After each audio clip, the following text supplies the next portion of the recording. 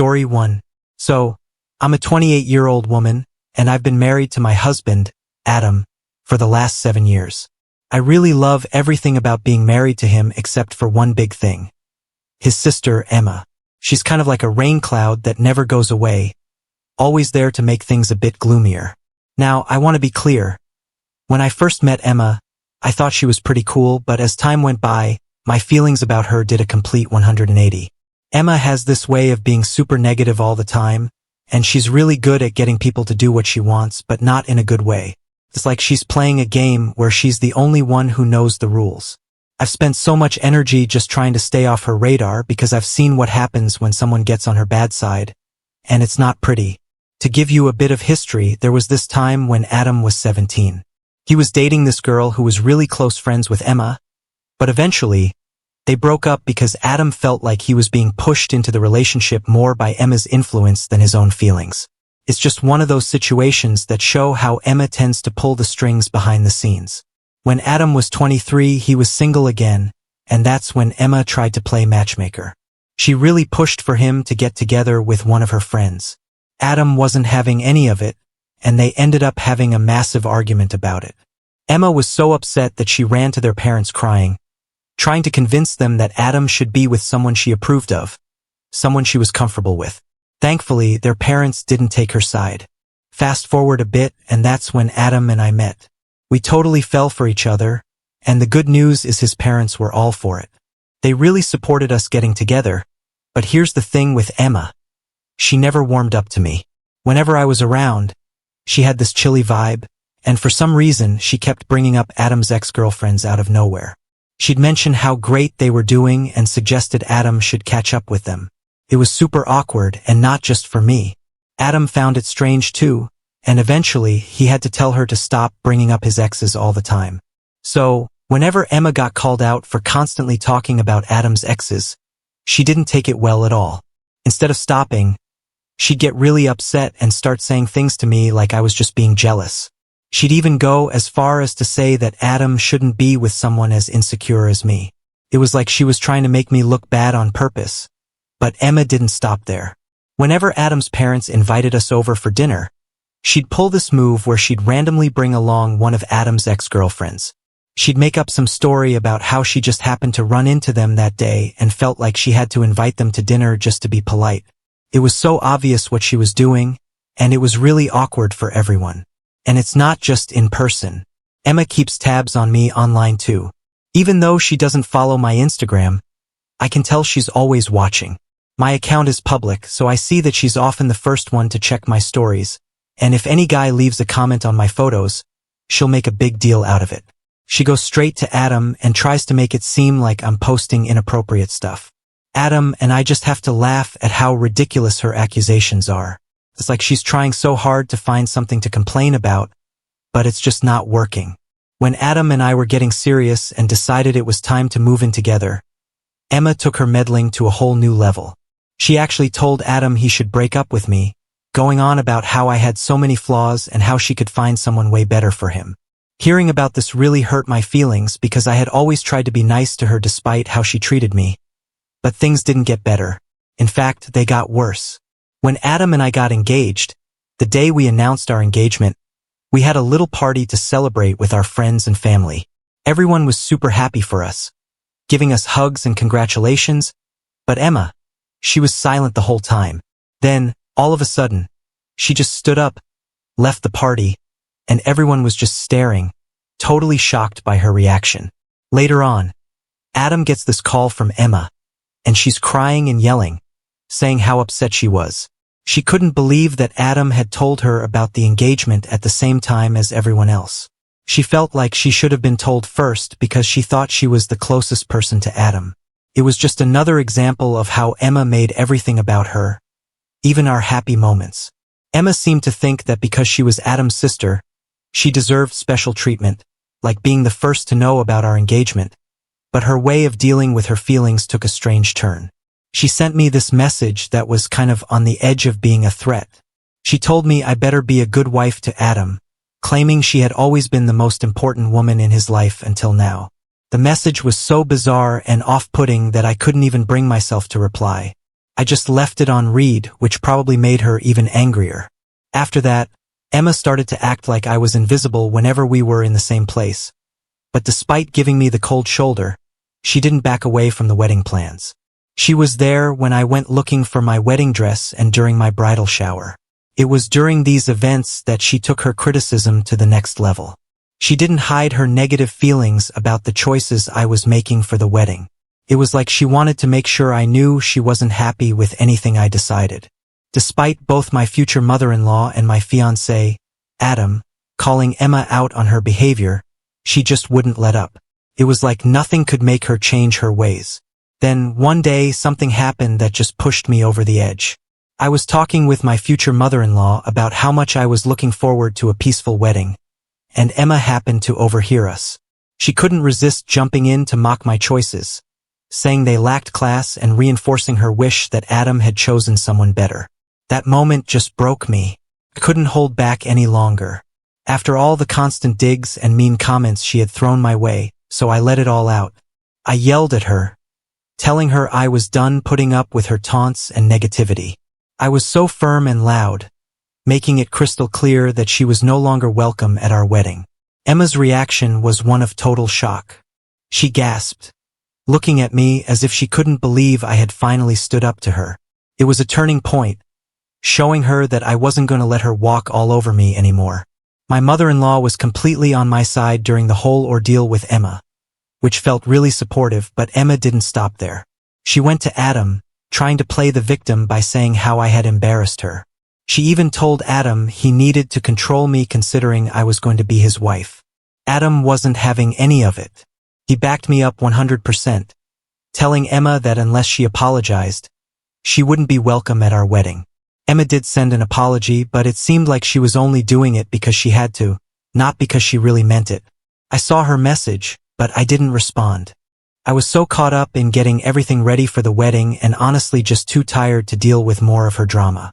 Despite everything, we ended up letting her come to the wedding. I didn't want to give her any more reasons to speak badly of us later on. Our wedding was designed with a beautiful theme of pink hues and pastels, which turned out to be no problem for our guests.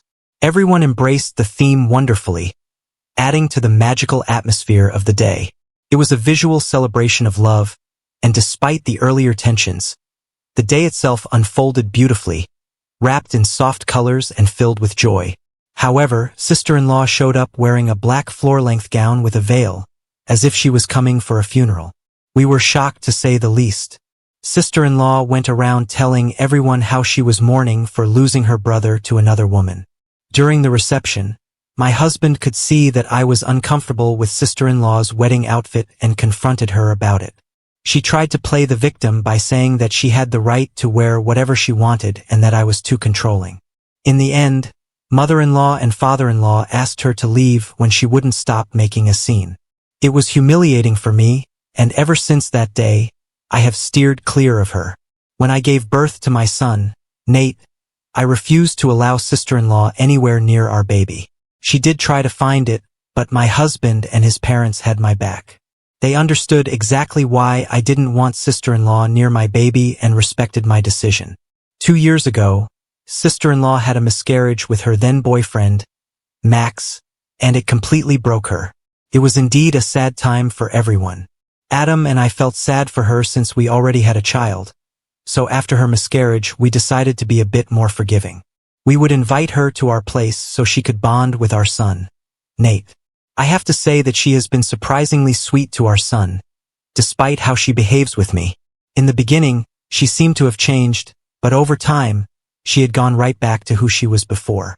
She's always going on about how tough her life is, how things never seem to work out for her, blaming ex-boyfriends or ex-friends for messing things up in her life.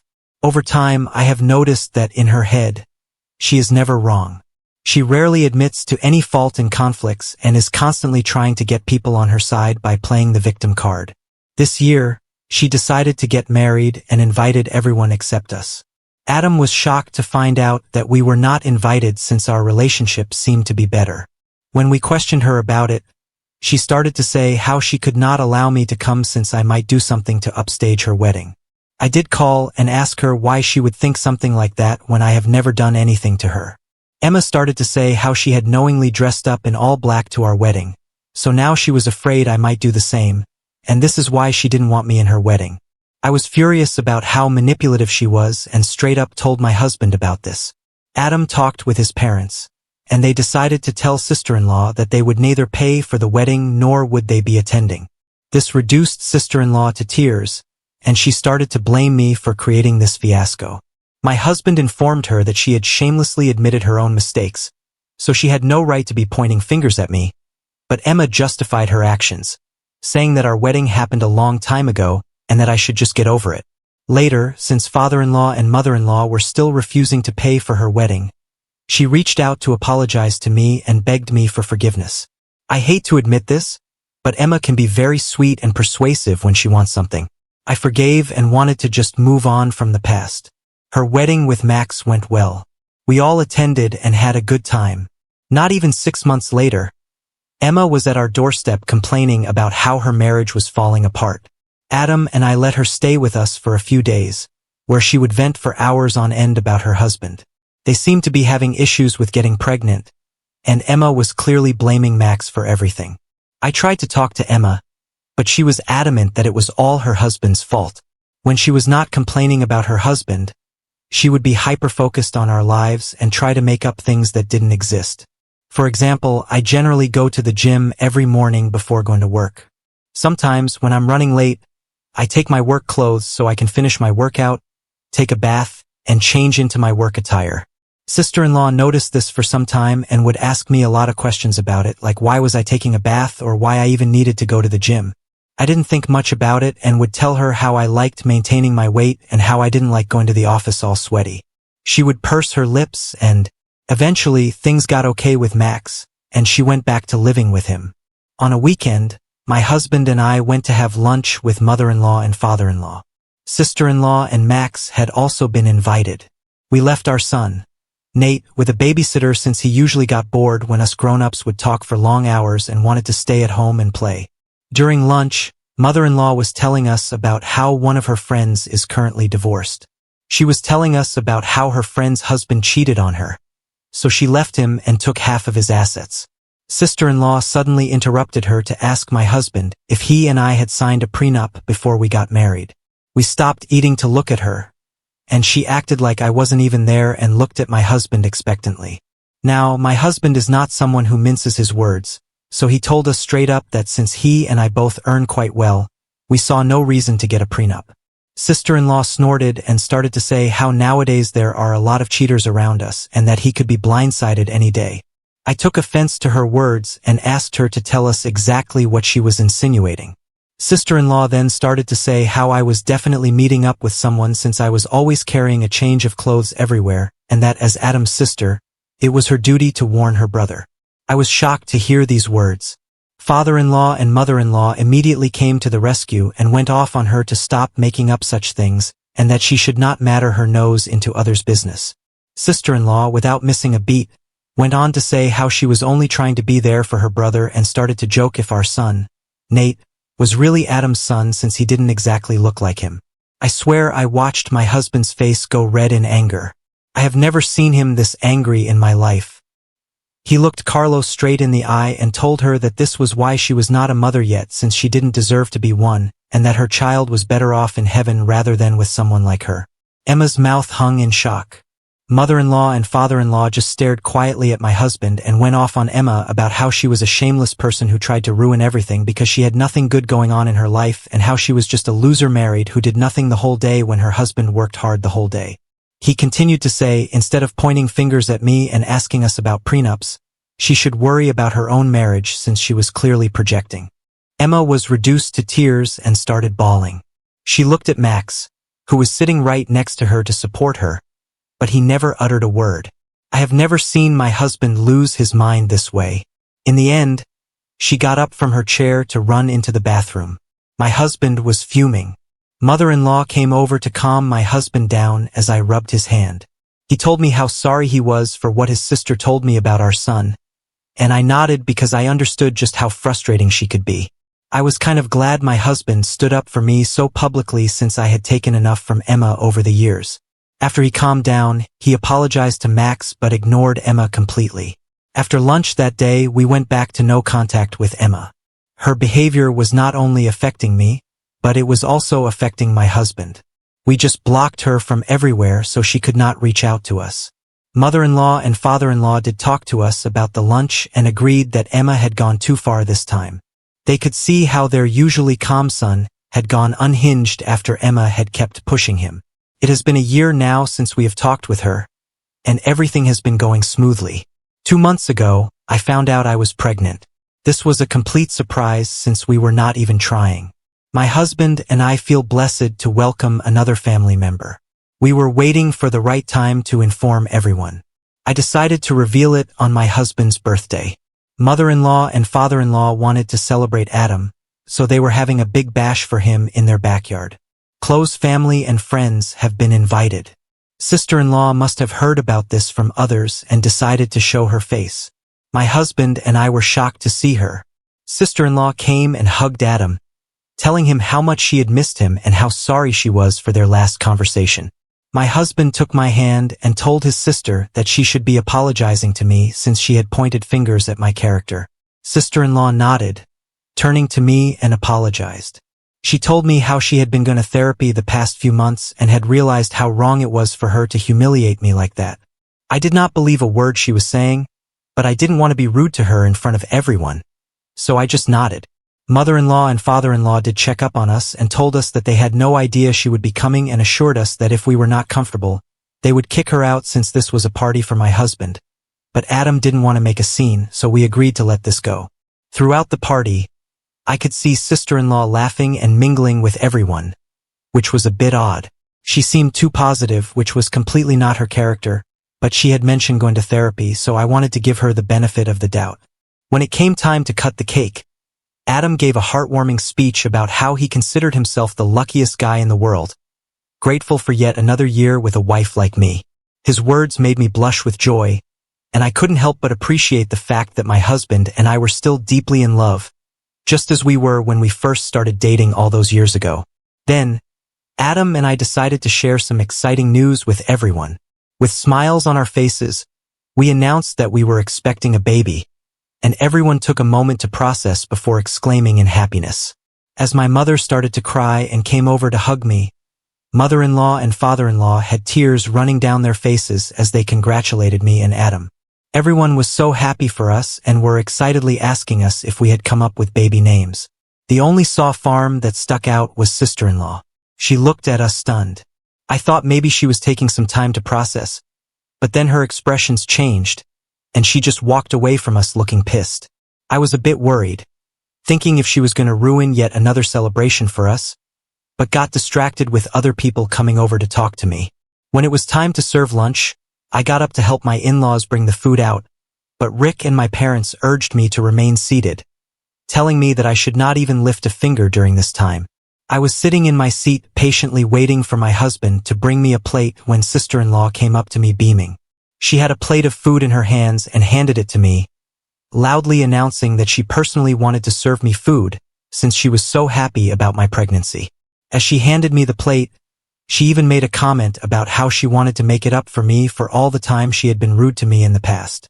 I nodded and graciously accepted, and she then walked away. As I was about to dig in, I thankfully noticed that she had brought shrimp on my plate. It is quite a well-known fact to my family that I am highly allergic to shrimp, so I was shocked that sister-in-law even served me this. I shook my head in disappointment and got up to get my own food. At that moment, Max came over to congratulate me on my pregnancy. We talked a bit, and he asked me why I was not eating. I pointed out how sister-in-law had served me shrimp, probably by mistake, so Max told me not to worry and took the plate off my hands. He told me he could have this plate since he liked eating shrimp, and I could get a new plate for me. I smiled, nodded, and walked away. It was not even 5 minutes later when Max started to puke and retch over this plate. Everyone stopped eating and concerned and stared at him as he stumbled to get up from his seat. Adam and Emma rushed towards him in concern. Max pointed at his plate and then at his fruit. Our eyes widened in shock as we understood that something was clearly wrong with him because of what he had eaten. Max then fainted while everyone gasped in shock and concern. Emma rushed over to check his plate, and her eyes widened in shock. She turned to look at me and asked me if I had given my plate to her husband, and I nodded. In the midst of the chaos, someone called for an ambulance, and he was rushed to the hospital. Emma was crying uncontrollably through all of this and kept glancing at me in anger. We were informed later that Max had been poisoned. I almost fainted when I heard this since I knew, unlike others, that the plate was originally meant for me. Whatever poison Max had could have poisoned me and my baby.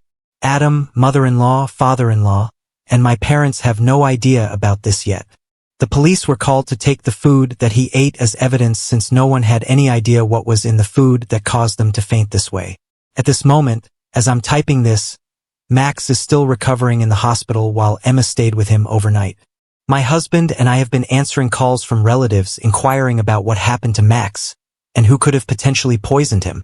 Mother-in-law and father-in-law are shaken up by what happened and staying over at our place since they are afraid to be back at that place. No one has an idea about what happened suddenly when everything was going so well. I'm scared to tell everyone that the plates originally belonged to me and how Emma had come and served it to me. If this turns into an investigation, I will have to tell the police the truth. I feel extremely guilty about what happened, but most importantly, I am now extremely worried about what my sister-in-law can do to me, since she clearly has no inhibitions about trying to poison me. I don't want to be around her, nor can I let my children anywhere near her. Am I the a-hole for giving my plate to Max and for potentially poisoning my brother-in-law? Update 1. Wow, thank you for the thousands of comments on this post in just a matter of a few hours. I never imagined I could have gotten this many responses. My hands were shaking when I typed this earlier, and I have not been able to sleep. Despite what everyone keeps saying, I do feel somewhat responsible for my brother-in-law's incident. I should have just thrown the plate, but I just don't know why I let him take it from me. I keep crying, thinking if something happens to him. My husband knows something is wrong and has been hovering near me. He thinks I'm just worried but has no idea what I know about his sister. I agree with the comments that I need to sit down and talk to everyone calmly. I don't know if everyone is going to believe me, but mother-in-law and father-in-law do have security cameras installed all around the house, and since this birthday party was happening in their backyard yard, I'm sure they can check and verify from their cameras that Emma was the one who offered me that plate. I will talk to everyone tonight and then update. Update 2. So, we talked and I am so grateful to have the best in-laws in the world. Since mother-in-law and father-in-law are already staying over with us, I sat down with them and Adam during dinner to tell them that I had something important to talk about. I started by taking a deep breath, the weight of the situation heavy on my shoulders. With everyone gathered around, I recounted the events of the birthday party, explaining how sister-in-law had served me a plate with shrimp and how Max had unknowingly eaten it, resulting in his poisoning. As I spoke, the shock and disbelief on their faces mirrored my own feelings. Mother-in-law and father-in-law exchanged glances, their concern evident, while Adam's expression shifted from confusion to anger. I continued expressing my fear about sister-in-law's motives and her previous attempts to harm me. I admitted my hesitation in sharing this information, fearing the potential consequences for myself and our unborn child. Mother-in-law, being the pragmatic woman she was, immediately suggested checking the security camera footage. Father-in-law nodded in agreement, recognizing the severity of the situation. Adam, though visibly upset, remained silent, absorbing the shocking revelation. After reviewing the security footage from the camera app, the truth was undeniable. The footage showed sister-in-law offering me the poison plate and the subsequent events leading to Max's distress. The weight of the evidence left no room for doubt. Emotions ran high as the realization set in. Adam, now fully aware of his sister's malicious intent, struggled to contain his anger. Mother-in-law and father-in-law were appalled by their daughter's actions, shocked at the length she had gone to create chaos. We sat stunned in silence as we struggled to understand why she would do something like this. In the aftermath of this revelation, my in-laws have decided to give this evidence to the police since this is a very serious matter. Then, father-in-law and my husband will be going and meeting with Max once he recovers since he is the one who needs to press charges on sister-in-law. I have no idea how Max will react, and I want to cry every time I think about how I allowed him to have my plate poisoned. I am not able to sleep or eat anything properly as I am so worried about him. I will update you when something significant happens. Update 3. Okay, guys, I'm finally back with an update. I know it has been a month since my last update, but I am a pregnant woman who's going through a lot right now. First things first, my in-laws gave the recording to the police, and after watching the evidence, she was arrested. Emma didn't even deny the charges since she immediately burst into tears, admitting to everything. My husband did talk to Max about what had happened, and Max was as shocked as any of us. My husband urged him to press charges against his sister since this was such a sinister thing to do and told him that regardless of what he chose to do, we would always be a part of our family. In the end, after Max recovered, he not only decided to press charges, but he also filed for divorce. Emma called mother-in-law and father-in-law crying and begging them to forgive her. It turns out that Emma was actually pregnant herself. She begged them to bail her out, trying to manipulate them about how they should do this for the sake of their grandkids. Father-in-law firmly told her that they were done coddling her and that she should finally learn to take responsibility for her own actions. Mother-in-law is extremely sad about what is happening to her daughter, but she understands that what Emma did cannot be just forgiven. The police found evidence that she had tampered with the food intending to harm me, which in turn had backfired and ended up hurting her husband. She has been charged with multiple offenses relating to tampering with food, endangering life, and causing harm. She has been begging Max to not charge her, saying how this was all my fault anyway. But thankfully, Max doesn't care, and his mind is set on punishing her. Her court hearing will start soon. I don't think she can escape this time. Meanwhile, to everyone asking, my son and I are doing okay. He has no idea about what his aunt has done. Adam and I have talked, and we do plan on sitting down with him and telling him the truth since we want our son to know and beware of these situations. I know it's going to be a difficult but very necessary conversation to have with a little one. I'm also going for regular ultrasound scans every 2 weeks from my pregnancy as advised by my doctor. We don't plan on finding out the gender of the baby since we want it to be a surprise. My parents know about what has happened with Emma and have become very protective of me. They're worried that this might affect our psychological well-being during the pregnancy, so they are encouraging me to go to therapy. I agree with them since, despite my acting normally, I have developed a deep-rooted fear after what Emma did to my food, and I am afraid of eating any outside food or anything that I haven't prepared myself. My husband understands my fear and is there for me every step of the way, so hopefully, I can get over this irrational fear soon. Update 4. It's been 8 months since I last updated. Emma is currently serving time in prison.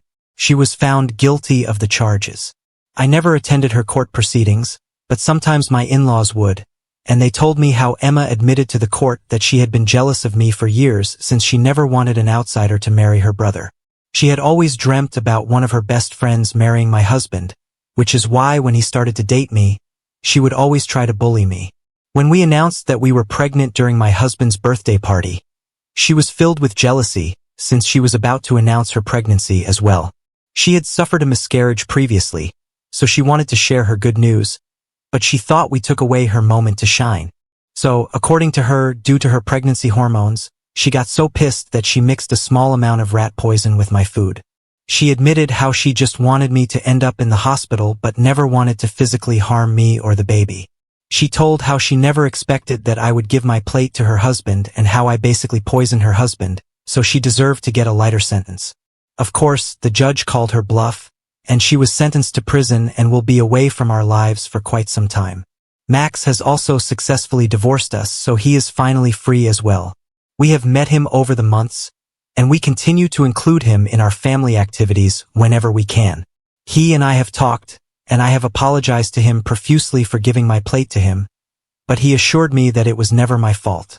I started to cry when I heard that because I have been replaying it over and over again in my head, wishing that I could have done things differently so he was never poisoned. I am glad that Max is doing okay now. As for me and Adam, we have welcomed a baby girl into our family. Despite the lingering shadows of the past, the presence of our daughter has brought warmth and light into our lives. Our son, Nate, is ecstatic about becoming a big brother, and has been showering his little sister with affection and love. Watching our children bond fills our hearts with gratitude. Throughout all of this, my parents and in-laws have been there for us, helping us navigate this new chapter in our lives. Now on to the next story. Story 2. Before we start, if you're enjoying this video so far, please consider liking and subscribing to the channel. Now let's continue. I engineer intimate encounters between my husband and other women. My best friend is Becky. We met in college, became roommates during our junior year in an off-campus apartment, and began having intimacy together. We weren't dating, however, when I met my husband that year, we were having lots of three-ways with him as well. We later graduated and started our careers. My husband and I waited until we were settled and got married at 25. Becky had met someone during our senior year and went on to marry him. At this point, Becky, my husband, and her boyfriend had an intimate encounter where the two dudes tag-teamed her. It was a huge fantasy of hers for years. 6 years ago, Becky and her husband were having problems conceiving. It was decided that Becky would come share our bed when possible until she was pregnant. This resulted in a couple of three-ways a week. She ultimately got pregnant, and that was the last time we were intimate with her. She and her husband have a beautiful, smart child, and we all keep actual paternity a secret until the child is old enough. Our kids and Becky's kids are being raised as cousins. Now here's where I think things got out of hand. I have always really enjoyed watching my husband with other women. It is a major fantasy of mine that went largely unfulfilled since we left college, aside from a few instances and then the weeks we spent with Becky. When our encounters with Becky stopped, I wasn't ready to give that up. As a result, I sought out other women who I found attractive and engineered encounters with them and my husband. Since our last encounter with Becky, we have had ongoing encounters with 3 women I became friends with specifically with the motivation to watch my husband have intimacy with them, friendships I have retained because they happen to be nice people who I rather like. All 3 specifically overweight women. My husband loves overweight girls, and so do I. Being able to watch him have intimacy with them is so damn fascinating for me. We have had similar but not ongoing encounters with maybe a half dozen other women. A few days ago, we had a barbecue and hosted around 25 people in our backyard to enjoy the pool and grill some food. During this, the 3 women who we have ongoing encounters with were talking, and maybe there was too much wine involved, but they all revealed the intimate side of our relationships.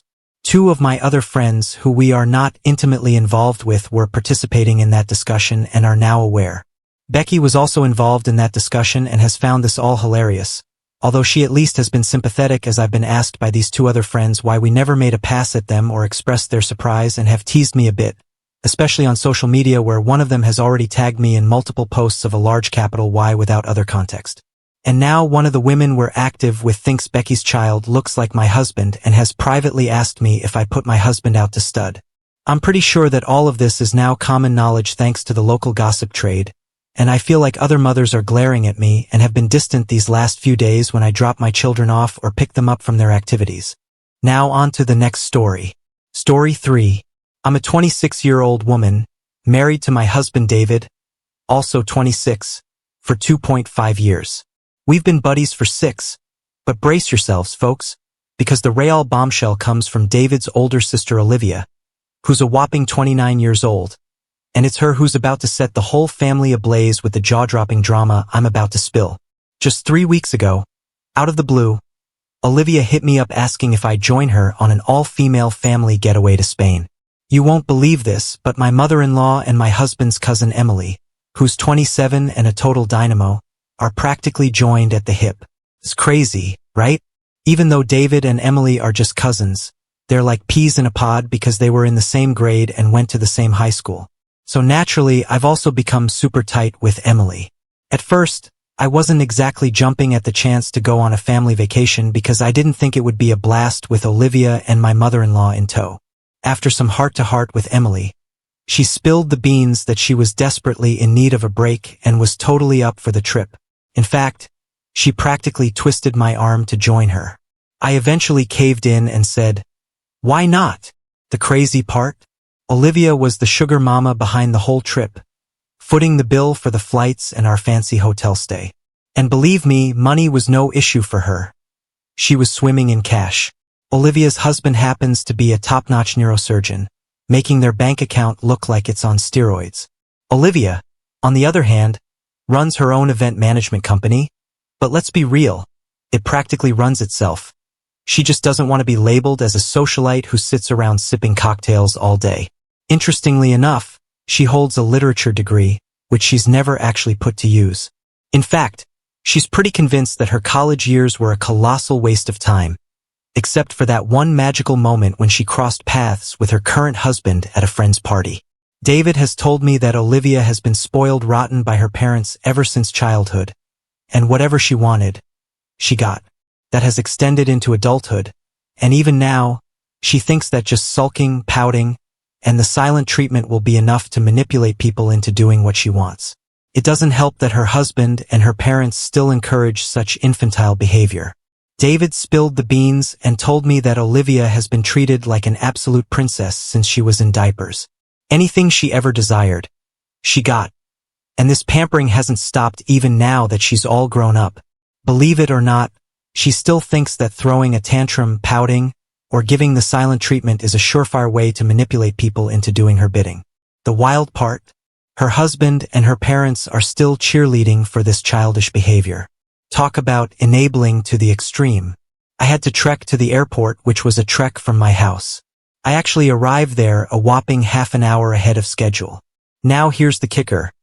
With all the time on my hands, I was getting seriously bored, so I whipped out my phone to scroll through it. But guess what? Fate decided to throw me a curveball that very morning.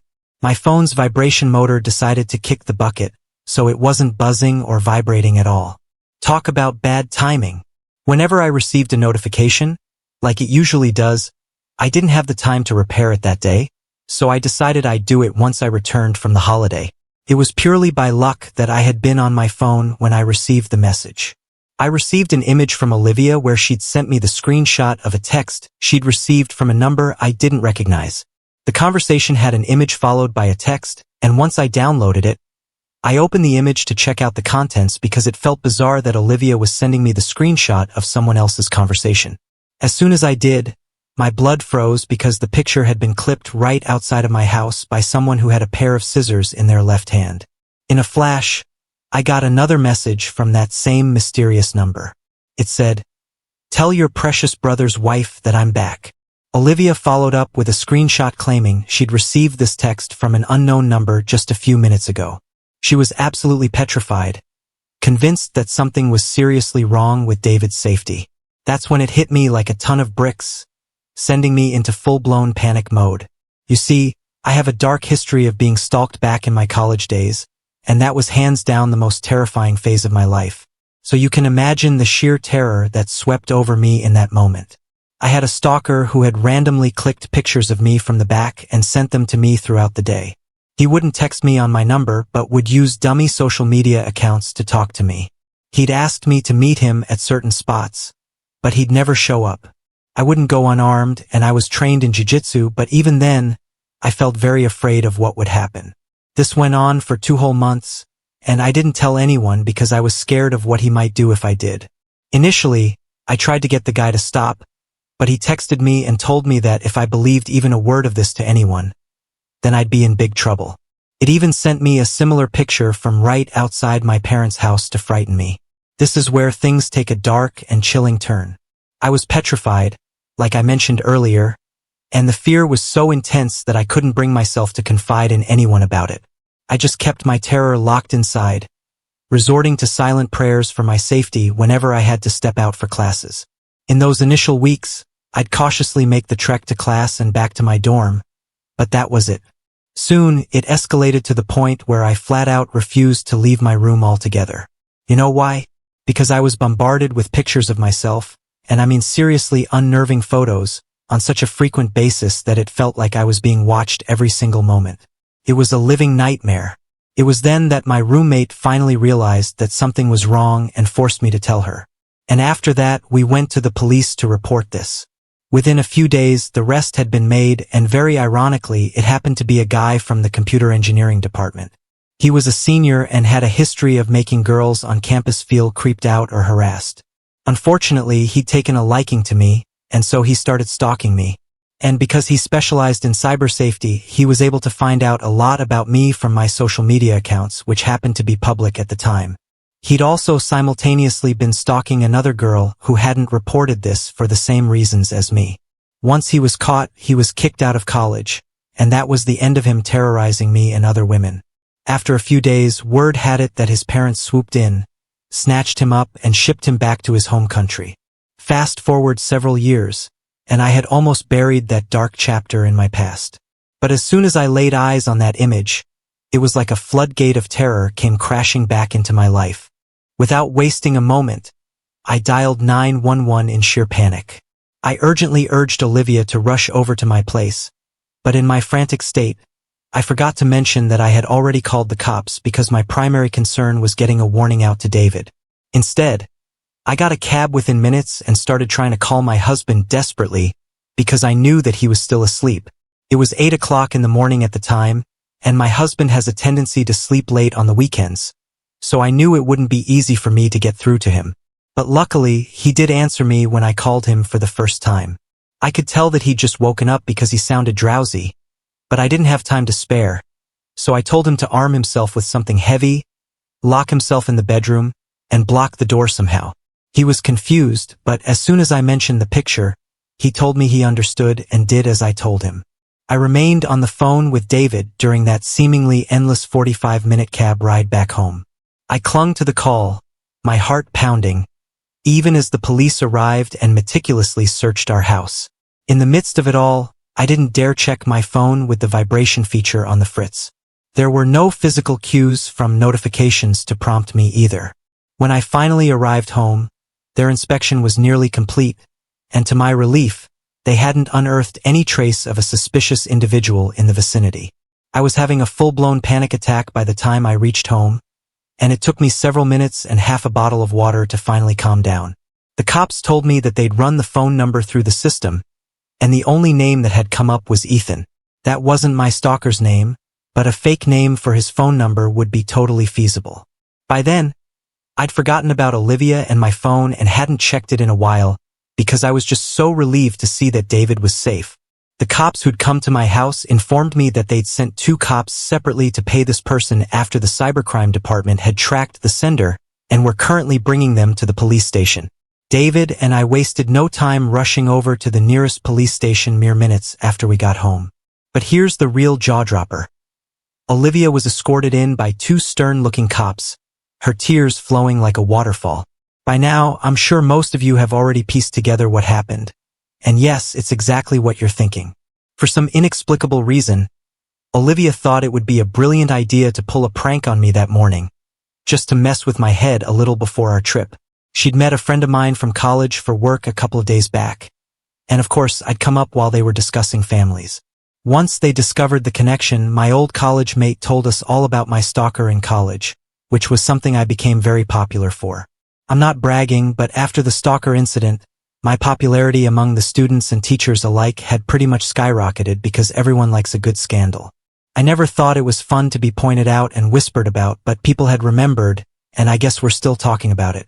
After finding out about my past stalker, Olivia had decided that she was going to prank me on the morning of our flight, and it would be fun. So she'd used a phone number that she'd taken up a couple of days ago under a fake name, just for this purpose, to text herself an image that she'd clicked a few days ago right in front of our house with the scissors and an outstretched arm. As I scrutinized that ominous hand in the photo, I realized something shocking. It wasn't a man's hand at all. Olivia had gone so far as to remove her nail polish to pull off this sick joke. So when I received that picture for the first time, the panic and fear had twisted my mind so much that I couldn't even tell. It was like a mental roller coaster of terror that had me completely fooled, and I'd missed a lot of important things that hinted at this being a prank. But at the end of the day, it didn't matter. It had been a traumatic thing for me back in college, and the thought of going through that again really scared me, especially when David and his safety were at risk. It wasn't fun at all and ended with an embarrassing visit to the police station where she was let off with a warning. David and I ended up wasting our time and energy worrying about the return of my stalker when we had nothing to worry about. I was beyond angry when I left the station and just let her have it. I must have screamed at her for more than 15 minutes, And by the time I was done, she was bawling again, but I didn't care. She tried to make a mockery out of something that was a really traumatic and scary experience for me, and because of her own stupidity, she'd landed us all in an embarrassing situation. So she could cry her tears all she wanted, but I wasn't going to feel even an iota of sympathy for her. David and I drove back home that day, and on the ride back home I told Emily all about what had happened, and even she ended up canceling the trip because, let's be real, nobody in their right mind would want to spend time with someone as thoughtless as Olivia after she took her idiocy to the next level. I spent the entire day just trying to regain my composure because it had been an absolutely bonkers morning. I was still grappling with the aftereffects of the stalker scare. The threat had felt incredibly real in the heat of the moment, and even after learning it was all a cruel joke, it was a Herculean task to shake off the lingering fear.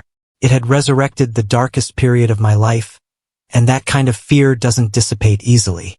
When it happened back in college, and I'll admit I was still pretty spooked by it that day, I didn't talk to anyone apart from David and the little two Emily. I didn't get any notifications either because I turned my phone off for the day. I'd had enough. It was only 2 days ago that I found out that my mother-in-law and Olivia had pretty much filled my entire inbox with their messages regarding how I had been the one to overreact at a silly little prank, and that it had been cruel of me to tell Emily to back out of the vacation as well. I hadn't even told Emily to not go on the trip. I just told her about what Olivia had done. The decision not to go on the trip was hers alone, and I had no part in it. Apparently, Emily and David had turned everyone against Olivia, and now nobody in the family wanted to speak to her after what she'd done. To make matters even more mind-boggling, my own father-in-law, Olivia's dad, my mother-in-law, and Olivia herself all believe that I'm the mastermind behind this twisted prank. But here's the kicker. I hadn't breathed a word to anyone about what had transpired. I couldn't have, given that I didn't even use my phone that day. In fact, it was Emily and David who spilled the beans to the other cousins and the younger members of the family, leading them to cut ties with Olivia. They think that I'm the one who owes Olivia an apology because what she did was just a harmless prank. But what's happening to her is real and hurtful. She's being cut off by her own family, and that's why now she's the victim here. I spoke to David about this after I read that text, and he told me that there's no reason for me to feel sorry for her at all, and neither does he. And Emily feels sorry for telling everyone else about this. What she did to me was undoubtedly cruel and not just a harmless prank. It would have been harmless if it didn't trigger my past trauma to the point of making me unable to think or do anything else for an entire day. But we all know the mental toll that it took on me. This wasn't a harmless prank in the slightest, and it left me paralyzed with anxiety for an entire day. So it's safe to say that Olivia absolutely deserved the fallout from her actions. What makes it even more baffling is that she didn't even offer a sincere apology, opting instead to just cry. It's a total head-scratcher why she expected any sympathy from me when she didn't show an ounce of remorse for what she put me through. I think that's very hypocritical of her, but I don't expect any less. After I read the text and spoke to David about it, I was just going to ignore her because I had no intention of wasting my own time by speaking to her and trying to reason with her. But she just kept texting me again and again. It was clear that she was just trying to make me feel guilty about what had happened. And I knew that she fully believed that she could manipulate me into apologizing and getting the family back on good terms with her again. It just got on my nerves after a while. So in a moment of frustration, I actually ended up responding to her. I texted her back saying that I was glad that she'd chosen to play such an insensitive and cruel prank on me because that just revealed what an awful piece of work she was to everyone.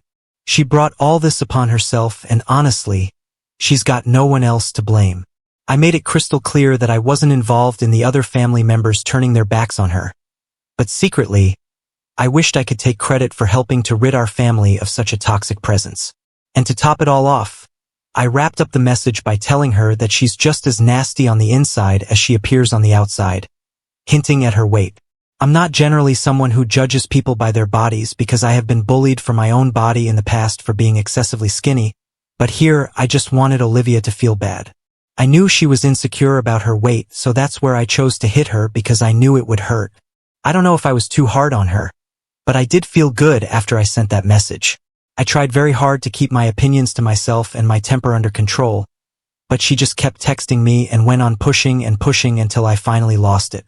So I replied to her and called her trashy because that's how I felt about her after the prank she tried to pull off.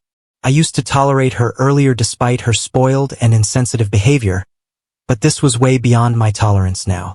I kept my phone aside after sending her that text and tried to distract myself by watching a movie and only came back to my phone after 3 hours when I finally checked my messages. There was a new message from Olivia where she said that she'd considered me a good friend of hers all along, and that's why she'd expected me to forgive a tiny mistake of hers without having to beg for forgiveness.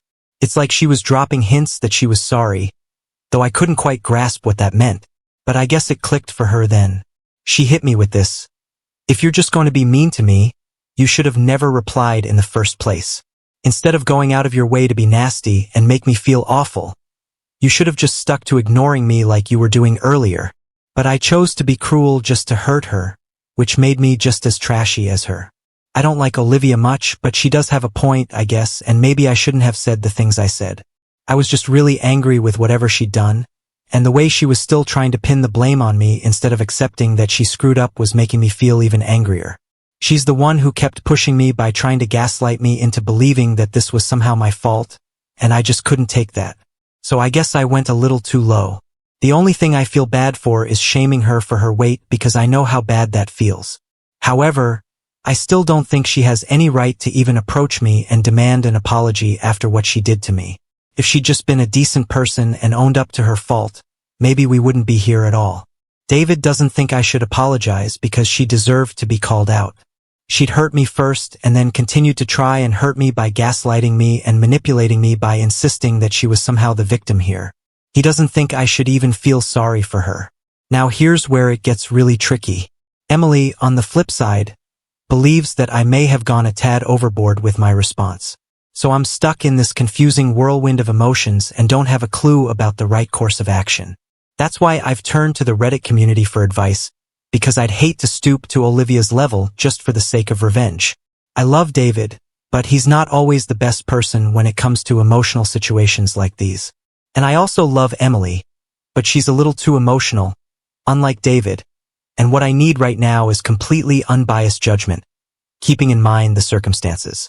So too for calling my heavy sister-in-law a pig to insult her insecurities after she tried to pull a prank on me that made light of my past trauma.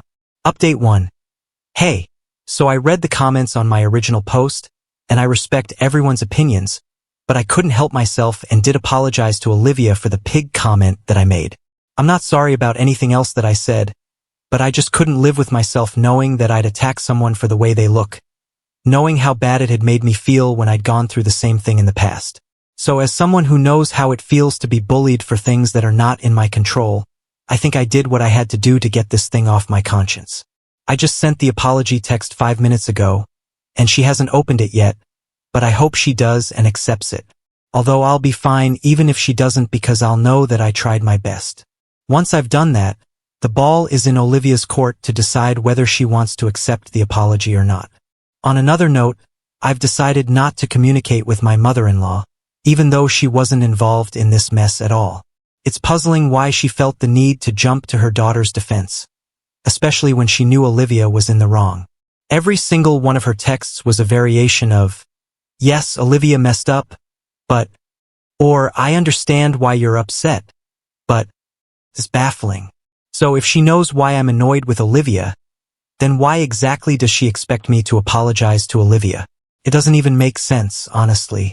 I just think she wants me to feel bad for Olivia, but I'm 100% sure that had our places been swapped and I'd done something like this to Olivia, then she wouldn't have had the same attitude. David may not be thrilled about my choice to apologize, but he thinks I'm a decent person for taking the high road with his troublesome sister. Emily, on the other hand, is all smiles about my decision and even expressed how proud she is of me. So I guess all things considered, I'm content with my actions. Update 2. Here's the latest. Olivia has finally responded to my apology. It's been several hours since I sent that text, and just half an hour ago, she replies saying that it was fine, but she didn't expect any better anyway. She said that she was a little shocked, but it's fine because she understands now that we're not friends, never were, and definitely won't be in the future. For what it's worth, at least she did say that she was sorry for trying to mess with me and using something so traumatic against me. Had she known that there would be such horrible consequences, then she never would have gone ahead with the prank at all. I mean, I don't think she should have gone ahead with a prank like that in any case, regardless of the circumstances, because it's just gross and disrespectful. But at least there was an apology. She was very passive-aggressive about the whole thing.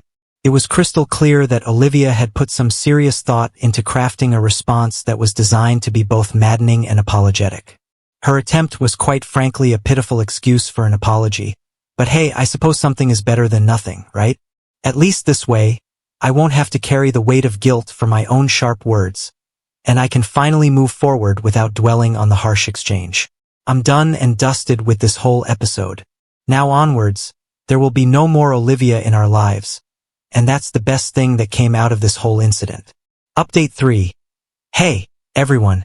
So it's been about a month since the last update, and last week, Emily found out that she was pregnant. So there was a huge pregnancy announcement party where everyone was invited with the exception of Olivia because nobody has spoken to or heard from her after they cut her off. She deactivated her socials for a while and had been completely MIA, but David had checked in with his dad, and they reassured us that she was all right, just taking a break from everything social.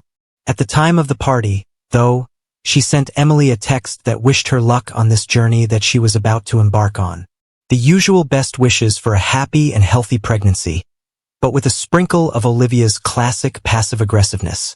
She probably couldn't resist the opportunity to become the talk of the town since there was finally a huge family event that she'd been excluded from, and so she'd sent Emily a holier-than-thou message about how she wished she could be there with her on such a happy occasion but couldn't because of prior commitments, completely ignoring the fact that she wasn't invited. Olivia's response was quite the spectacle.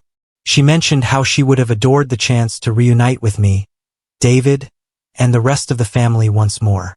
However, she also made a peculiar claim about putting herself first and not allowing negative energies, referring to us as the supposed culprits of negativity to bring her down.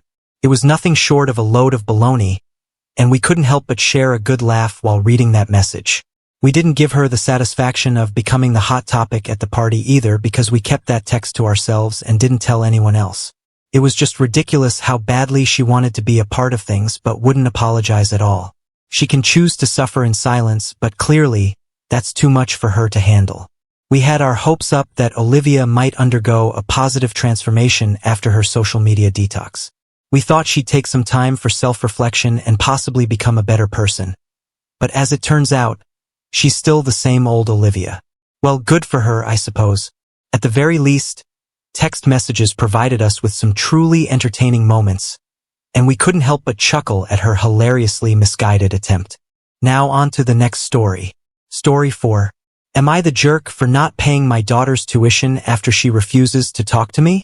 I, 45, decided to stop paying my daughter's 19 college tuition after she blocked me basically everywhere and won't talk to me. This started about 2 years ago when I found out my then ex-wife, Bertha, 44F, had an emotional affair and kissed someone else. My ex and my daughter were really close. She was her only daughter while we had 2 younger sons. Though the divorce did change our relationship, I was still on good terms with my daughter. A couple of months after that whole mess, one of my friends, Stacy, 31, was really there for me the whole time, and we decided to get together. I don't think our relationship is wrong. We're both over 30 and actual adults. Once again, we were mostly cordial still, though I'm pretty sure my ex made some nasty remarks. Life went on until recently Stacy figured out she was pregnant. I do realize I'm older than the average dad, but once again, I don't think I did anything wrong. I also proposed to her because I do genuinely love her. My sons were entirely supportive and actually pretty excited when I told them. My daughter, on the other hand, got super mad, and presumably this is what led to the blocking silent treatment. All of this happened during December. Stacy gave birth 2 weeks ago, and we were talking about cutting my daughter's tuition for next year because she hasn't been at any family functions and hasn't talked to me since January. She figured it out through her college portal and got really mad. Once again, she told me about how I was marrying a person so much younger than me and so forth. It's like she only wants me for my money and doesn't want anything to do with me. Am I the jerk for not paying my daughter's tuition after she refuses to talk to me? So, it's been a month, and quite a few things have happened. I realized what I was doing was definitely extreme, but my daughter was open to talking. After all that occurred, it was a pretty heartfelt discussion between us. Long story short, it turns out that my ex has been controlling our daughter quite a bit. She took advantage of me moving on so quickly and heavily implied that I was cheating as well, and that's why I was so intent on making a new family. All of this definitely hurt her and was the main reason why she wouldn't talk to me. She understood that her mother did cheat, but the story was muddled with a significant amount of lies and deceit. My daughter is still really mad at me for having another child really quickly and pulling the tuition with no warning, but we did mostly work through it together, and I did apologize wholeheartedly. We planned to call each other over the phone during the weekends to catch up, so I guess this is pretty close to the best possible outcome for both of us. Now on to the next story. Story 5. I accused my wife of cheating and asked for a paternity test for our 3 kids. Basically, what the title says, my M33 wife, F29, has brown hair so dark it looks black, blue eyes, and a skin tone that is a couple of shades darker than tan. I have black hair, dark brown eyes, and a skin tone a shade darker than my wife. We have 3 children, 2 boys, M6, and a little girl, F3. None of them look like me or my wife. My boys have brown reddish hair and hazel eyes. My girl is a dark blonde with light brown eyes.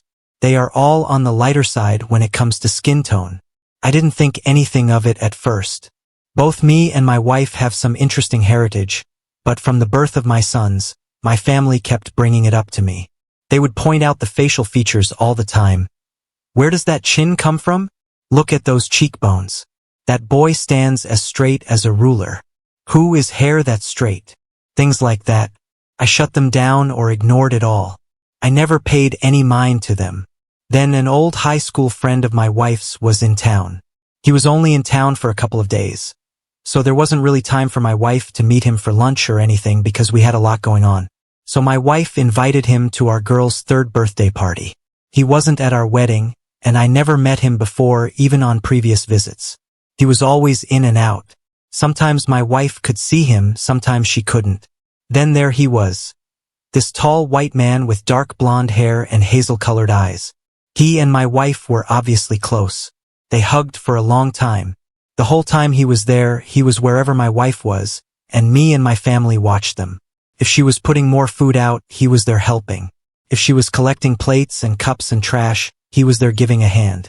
The whole time he was there, they were laughing and talking. She introduced him to those who didn't know him, but it was obvious he wasn't there to socialize. He just wanted to talk to her for the time he was there. A couple of hours later, it was time for him to go. My wife walked him out. They had another long hug before he climbed into his Uber and left. My mother and sister were in my ear from the moment they laid eyes on him.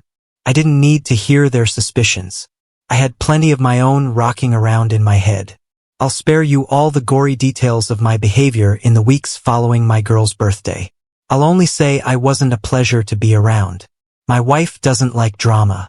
She doesn't like conflict. She likes to talk things out. That doesn't mean she'll back away from conflict and avoid drama at any costs, only that she prefers to work things out calmly. So in the middle of me picking an argument with her, when I finally outright accused her of cheating, accused her of passing those kids off as mine, and demanding a paternity test, I did not expect her to come back at me as hot as she did. She said she had been waiting for the day I would throw this at her.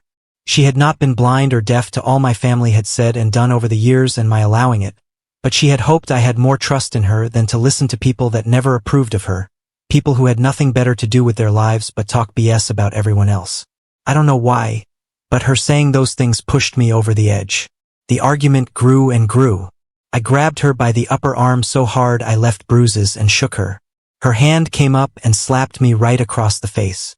The police were called. I was made to leave the house. I went to my parents. A couple of days later, I went home, but the locks had been changed, and my wife wasn't answering the door or picking up her phone. The following week, she filed a petition for paternity of all my kids. 2 weeks later, the day after I was given confirmation that they were my kids, I received divorce papers. It's been months. I've tried calling her. I have reached out through Facebook, tried intermediaries. I've written letters. She refuses to engage. I've been told by her sister, who has been blocked by my wife, that she refuses to talk to anyone about me and is cutting out anyone who tries to bring me up. She doesn't care if they're family or friends. One word about me, she cuts them out, blocks them. Her parents are the go-between these days and only about the kids. They bring the kids to me whenever I ask for them. My wife won't allow me at the house, not even to pick up/drop off the kids. Yet she doesn't try to stop me from seeing them. Her mom told me she doesn't know if my wife will ever forgive me. She is deeply hurt and absolutely refuses to speak about me. I try to give them money for my kids every time I see them, but they refuse it, saying my wife doesn't want my money. A mutual friend has told me he thinks I broke her. He and his wife help her with the kids sometimes and says the life has gone right out of her. I have leased an apartment a couple of blocks away from my wife and children and have gone very low contact with my own family. Not that I blame them for what I did, but it's hard to be around them right now. They continue to blame my wife for all that's happened and take no accountability for any wrongdoings against her since my sons were born. My kids keep asking when I'm coming home and why mom cries all the time. I don't know what to tell them. I'm not looking for advice on how to save my marriage. It's too late for that. There is no getting around the fact I have destroyed my family. I miss my kids. I miss my wife. I wish I could take it all back. But I can't. I've lost her. Even so, maybe there are people here who can advise me on how to foster an amicable co-parenting relationship. Maybe help me find a way that will get my wife to accept my financial support for her and the kids. I still pay the mortgage on the house, so she doesn't have to worry about that. She works, but she doesn't make enough to live comfortably. I'm prepared to be vilified. My only hope is that there is some useful counsel and guidance that comes with the insults and disparagement. Edit. I came back to more comments than I can handle. I'll try to answer some questions here. Apologies if I miss a few. There are a couple of comments that point the finger of blame at my wife. Don't do that. All of it is on me. I think we can all agree how stupid I am. Genetics is not something I knew anything about. It was not my intention to appear knowledgeable on the subject. It wasn't that I decided to confront my wife without any proof. It all caught up to me in the moment and came out in the heat of anger. Once it was out there, it was out there. I could not take it back. I am not asking how to save my marriage. I know it's over. I know there is no hope of ever saving my marriage. I did say that in my post. I was not sitting on my ass at my daughter's party doing nothing. I was on the grill cooking. I appreciate the advice about setting up accounts for my kids. That's something I'll definitely be doing. Also going ahead to pay for anything I don't necessarily need my wife's approval for. Utilities, insurance, school clothes, etc. So thanks for putting that out there. I'll look into moving away so I'm not in the immediate area. The only reason I took this apartment was to be close to my kids. I didn't think about what it would do to my wife. I haven't run into my wife yet, but that could be because she's seen me and turned the other way.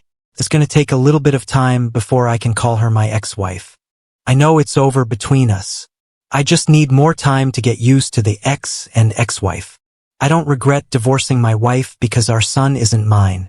I try to make it as short as possible. So me and my ex-wife, Mary, real name cause I don't care if she finds out, have been together for 5 years and married for 2. Our relationship was mostly fine, and we always had only one major issue. She cheated on me when we were together for 3 years. After a lot of therapy, I decided to forgive her and she to work harder for our relationship. It wasn't an easy decision at all, but I loved her more than myself, and I decided to forgive her. Then, since things were going great and she changed from therapy, I decided to marry her, and she accepted. It was the best day of my life. Even though my friends told me that I was insane to marry her because of her cheating in her past. She had a very high body count of over 100, but I loved her anyway. Unfortunately, my friends didn't show up for my wedding because they were extremely skeptical, but I didn't care because I was too happy. Her parents too were happy that we worked things out, and the whole wedding and honeymoon was just amazing. It was like I was living in one of those fairy tales. Then, after a year of marriage, she became pregnant, and I was super happy to start a family with her. The whole pregnancy went smoothly, but then when our son was born, something was wrong because he didn't look like me at all. He had just small things of my wife, but really nothing like me. I started thinking about it, and some things were off, like her announcement of pregnancy. When she told me that she was 4 weeks pregnant, I didn't have sex with her for 2 weeks because I was in another country for the signing of a very big client. Then, when I asked my wife to be there when she was about to give birth, she hesitated but told me yes. So after thinking again and again at all the wrong things, I did something that I don't regret. I took my son for a DNA test while my wife was at work and I was at home with my son. After a week, the results came back, and my worst nightmare became reality because he wasn't my son. The same day, I immediately contacted my lawyer, and after explaining to him the whole situation, he started to prepare the divorce papers. So after a month, I served them to my ex-wife and told her that I knew that our son wasn't mine, so to not make things complicated and to just sign the papers. The drama started and she started to cry, begged me to not divorce her, telling me that she would become better, that we could put our son for adoption, that she made a mistake. All the classic excuses of a cheater. But I put my feet down and told her that I couldn't change my idea after I already forgave her once. After 2 hours of this pathetic scene, she finally signed the papers and packed her stuff. She called her dad crying and telling him to pick her up, but without telling him what happened. While we were there waiting for him, she was crying and begging me to forgive her, that she would become better, but I just ignored her. When her dad arrived, he asked what the hell was going on, and I showed him the results of the DNA test. He started yelling at her and was extremely mad and angry for what she did. Finally, they drove away to her parents' house. Fortunately, in our country, the divorces under 5 years are quick, so in a few months we were divorced and she got nothing from me, not even alimony or any type of it. The thing is that in those days and even now, I never cried, shouted, or did any of these things, but I just feel broken and empty inside, like this thing changed something in me. Obviously, my friends, when they knew about this, were happy and started to tell me the classic, "I told you so." Thinking about it now, they were right, but I was blindsided in love with her that I didn't understand the whole mess. Months passed by since the divorce, and I still feel like an empty and broken human, but I don't regret doing the DNA test because my worries were right. Now the issue is that a few days ago, I met some of me and my ex-wife mutual friends, and we talked a bit about our life changes and obviously about the whole mess. They told me that my ex-wife is depressed, sad, and that the affair partner disappeared, leaving her to stay at one of their houses. They asked me if I regret the divorce, but I told them absolutely not because I forgive once but not twice and not a big thing like baby trapping. They called me heartless and cold for not thinking about her even once and the baby, which is 1 year old now, because according to them, she still cries for me and still punishes herself for what she did because she really regrets her actions. So am I the a-hole? We have reached the end. If you enjoyed this video, please be sure to like and subscribe to the channel for more videos like this, and give us your thoughts about the stories in the comments section. Thank you and see you in the next video.